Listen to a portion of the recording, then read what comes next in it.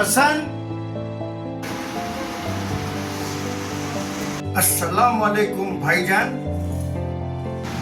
वालेकुम अस्सलाम व रहमतुल्लाह व बरकातहू। मियाँ थोड़ा पानी पिलाना। अभी लाया भाईजान।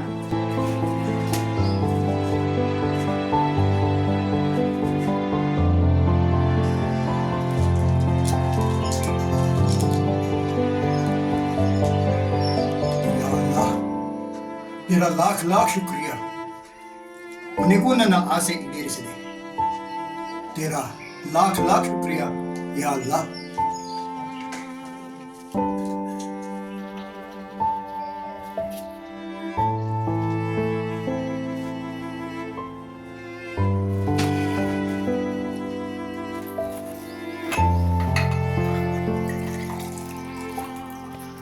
लीजिए भाईजान।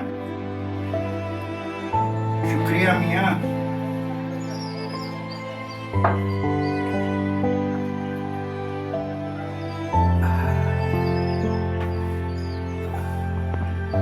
ಭಾಯ್ಜಾನ್, ಹೋದ ಕೆಲಸ ಏನಾಯ್ತು? ಹಣ್ಣು ಕಾಯೋ?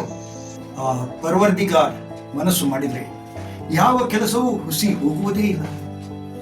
ನೀನು ಒಲಿದರೆ ಕೊರಡು ಕೊನರುವುದಯ್ಯ, ನೀನು ಒಲಿದರೆ ಬರಡು ಭಯನಿಕ್ಕುವುದಯ್ಯ. ಕೂಡಲೇ 5 ಲಕ್ಷ ಇವೆ.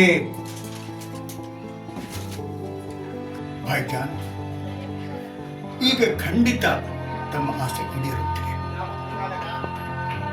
ಅಲ್ಲಾಹ್ ಮೆಹರ್ಬಾನ್. ಬಹಳ ವರ್ಷದಿಂದ ಹೇಳ್ತಾ ಇದ್ರಿ ಹಜ್ ಯಾತ್ರೆ ಮಾಡಬೇಕು ಅಂತ, ಹಜ್ ಯಾತ್ರೆ ಮಾಡಬೇಕು ಅಂತ. ಕೊನೆಗೂ ಈಗ ತಮ್ಮ ಆಸೆ ಈಡೇರುತ್ತೆ. ಆತನ ಹುಕುಂ ಇಲ್ಲದೆ ಒಂದು ಹುಲ್ಲು ಕಡ್ಡಿಯೂ ಅಲ್ಗಾಡುವುದಿಲ್ಲ. ಊರಲ್ಲಿರುವ ಹಳೆ ಮನೆ 5 ಲಕ್ಷಕ್ಕೆ ಮಾರಾಟವಾಗಬೇಕಾದರೆ ನಿಜವಾಗಲೂ ಅಲ್ಲಾಹನ ಮರ್ಜಿಯೇ ಅನ್ನಬೇಕು. ಆದರೆ ಅಪ್ಪಂದು ಒಂದೇ ಒಂದು ನಿಶಾನಿಯಾಗಿತ್ತು, ಆ ಮನೆ. ಅದೇ ಹೋಯ್ತಲ್ಲ ಅಂತ ನೋವು, ಸಂಕಟ. ಭಾಯ್ಜಾನ್, ತಾವು ಹಜ್ ಯಾತ್ರೆ ಮಾಡಿದಲ್ಲಿ ಖಂಡಿತವಾಗಿಯೂ ಅಪ್ಪನ ಆತ್ಮಕ್ಕೆ ಶಾಂತಿ ಸಿಗುತ್ತೆ. ಡಬಲ್ ಪುಣ್ಯ. ಹಜ್ ಯಾತ್ರೆ ಮಾಡಿದ ಪುಣ್ಯ ಹಾಗೂ ಅಪ್ಪನ ಆತ್ಮಕ್ಕೆ ಶಾಂತಿ. ಬಹಳ ಯೋಚಿಸಬೇಡಿ ಭಾಯ್ಜಾನ್. ಅಪ್ಪ ನನ್ನನ್ನು ಕ್ಷಮಿಸಬೇಕು ಅಷ್ಟೇ. ಬಹಳ ವರ್ಷಗಳಿಂದ ಆಸೆ ಪಡ್ತಾ ಇದ್ದೆ, ಸಾಯುವ ಮೊದಲು ಒಮ್ಮೆಯಾದರೂ ಹಜ್ ಯಾತ್ರೆ ಮಾಡಲೇಬೇಕು ಅಂತ. ಆದರೆ ದೈವ ಕೂಡಿ ಬಂದಿರಲಿಲ್ಲ.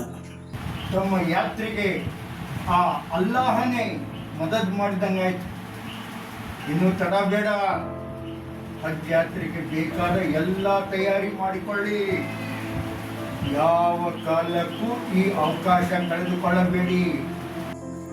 ಒಬ್ಬ ಮುಸಲ್ಮಾನನ ಜೀವನದಲ್ಲಿ ಹಜ್ ಯಾತ್ರೆಗಿಂತ ಪವಿತ್ರವಾದ ಕಾರ್ಯ ಬೇರೆ ಯಾವುದಿದೆ? ಜೀವ ಒತ್ತೆ ಇಟ್ಟಾದರೂ ಹಜ್ ಯಾತ್ರೆ ಮಾಡಿಯೇ ತೀರಬೇಕು.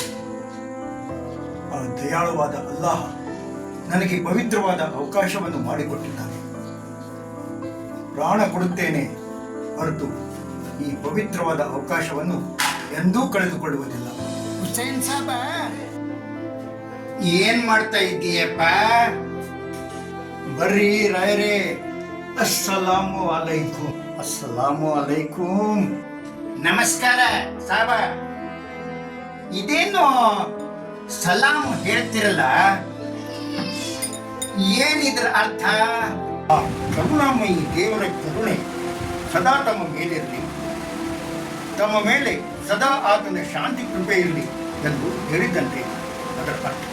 ನಾವು ಹೀಗೆ ಹೇಳಿದಾಗ ಅವರು ಪ್ರತಿಯಾಗಿ ನಿಮ್ಮ ಮೇಲೂ ಆ ಕರುಣಾಮಯಿ ಅಲ್ಲಾಹುನ ಕರುಣೆ ಇರಲಿ, ನಿಮ್ಮ ಮೇಲೂ ಆತನ ಶಾಂತಿ ದಯಪಾಲಿಸಲಿ ಎಂದು ಹೇಳುತ್ತಾರೆ. ಬಹಳ ಒಳ್ಳೆಯ ವಿಚಾರ, ಬಹಳ ಒಳ್ಳೆಯ ಸಂಸ್ಕಾರ, ಸಂಸ್ಕೃತಿ. ದೇವರು ಎಲ್ಲರನ್ನೂ ಚೆನ್ನಾಗಿ ಇಟ್ಟಿರಲಿ ಎಂದು ಬಯಸೋದು ಎಂತಹ ಒಳ್ಳೆಯ ವಿಚಾರ ಶ್ರೀಹರಿ. ಇಸ್ಲಾಂ ಅರ್ಥವೇ ಶಾಂತಿ, ಕರುಣೆ, ದಯೆ. ಆದರೆ ಆ ದೇವರು ನನ್ನ ಸಂಸಾರದಲ್ಲಿ ಮಾತ್ರ ಯಾಕೋ ಕರುಣೆ, ಶಾಂತಿ ತೋರುತ್ತಿಲ್ಲ. ಈ ಜೀವನನೇ ಸಾಕು ಮಾಡಿಕೊಳ್ಳೋಣ ಅನ್ನಿಸುತ್ತಿದೆ. ಛೇ ಛೇ ಛೇ ಛೇ ಛೇ, ಬಿಡ್ತು ಅನ್ನಿರೇ. ಜೀವನದಲ್ಲಿ ಎಂದೂ ನಿರಾಸೆಗೆ ಬಾಗಿಲು ತೆರೆಯಬಾರದು. ನಿರಾಸೆ ಎನ್ನುವುದು ಚಿಂತೆಗೆ ಜನ್ಮ ನೀಡುತ್ತದೆ. ಚಿತೆ ನಿರ್ಜೀವ ಶರೀರವನ್ನು ಸುಟ್ಟರೆ, ಚಿಂತೆ ಎನ್ನುವುದು ಸಜೀವ ದೇಹಕ್ಕೆ ಬೆಂಕಿ ಇಡುತ್ತದೆ ರಾಯರೇ. ಚಿಂತೆಗಳನ್ನ ಯಾರೂ ಬಯಸೋದಿಲ್ಲ ಸಾಬ, ಕರೆಯದೆ ಬಂದು ಬಿಡ್ತವೆ.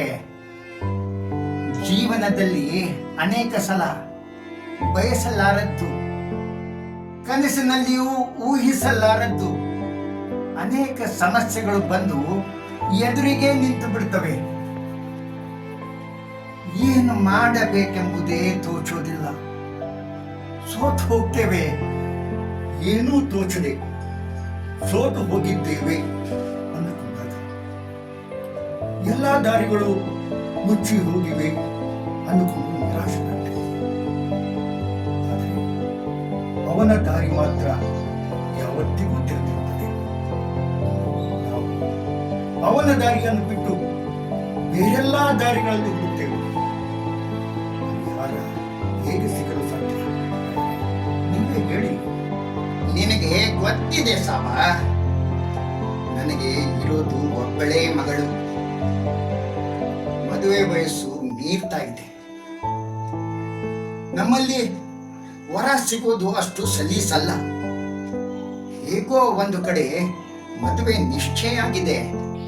ನೋಡಿದ್ರ ರಾಯರೇ, ಆ ದೇವರು ಹೇಗೋ ಒಂದು ದಾರಿ ತೋರಿಸ್ತಾನೆ.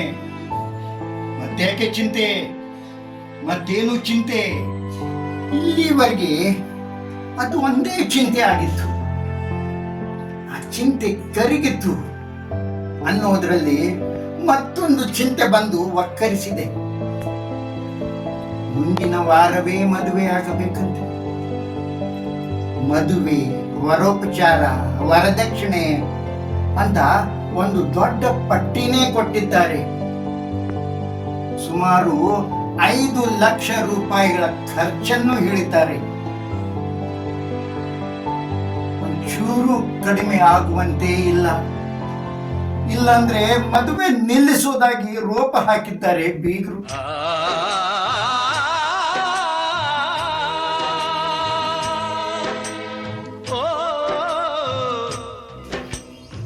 ಸೋತು ಹೋಗಿದ್ದೇನೆ. ವರದಕ್ಷಿಣೆ ಕೇಳೋದು ಕಾನೂನು ರೀತಿಯ ಅಪರಾಧವಲ್ಲದೆ? ಆ ರೀತಿ ಕೇಳಬೇಕಾಗಿತ್ತು. ತಿರುಗಿ ಹೇಳೋದು ಅಷ್ಟು ಸಲೀಸ ಅಲ್ಲ ಮಿಯ. ಹೆಚ್ಚು ಕಮ್ಮಿಯಾಗಿ ಸಂಬಂಧ ಕೆಟ್ಟು ಹೋದರೆ ಹುಡುಗಿಗೆ ಕಪ್ಪು ಚುಕ್ಕೆ, ಕಳಂಕ. ಮುಂದೆ ಅವಳ ಮದುವೆ ಆಗುವುದು ಕನಸಿನ ಮಾತು. ಎಲ್ಲಿಯಾದರೂ ಸಾಲ ಕೇಳಬೇಕಿತ್ತು ರಾಯರೇ. ಯಾರಾದರೂ ಸಹಾಯ ಮಾಡೇ ಮಾಡ್ತಿದ್ರು.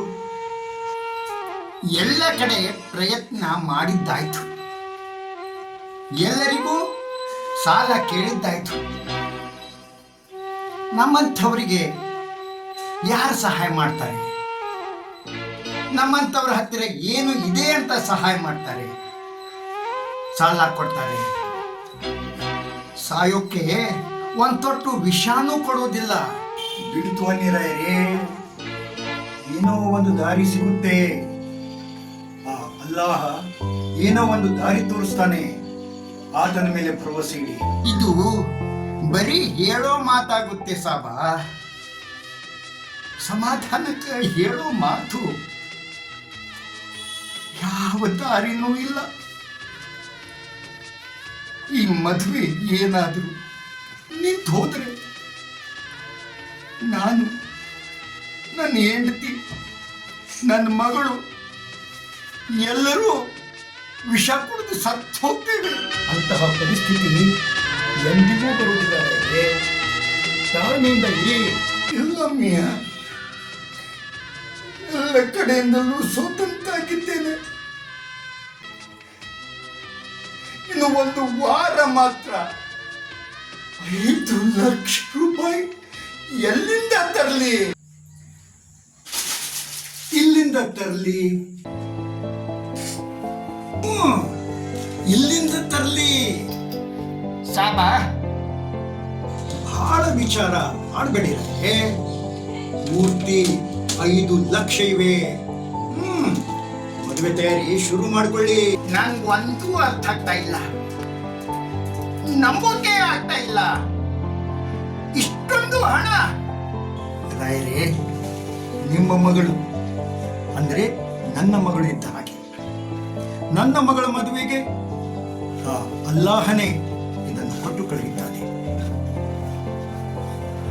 ಬೇರೆ ಏನು ಯೋಚನೆ ಮಾಡಬೇಡಿ. ಹೋಗಿ ಮುಂಚೆ ಮದುವೆ ತಯಾರಿ ಮಾಡಿ.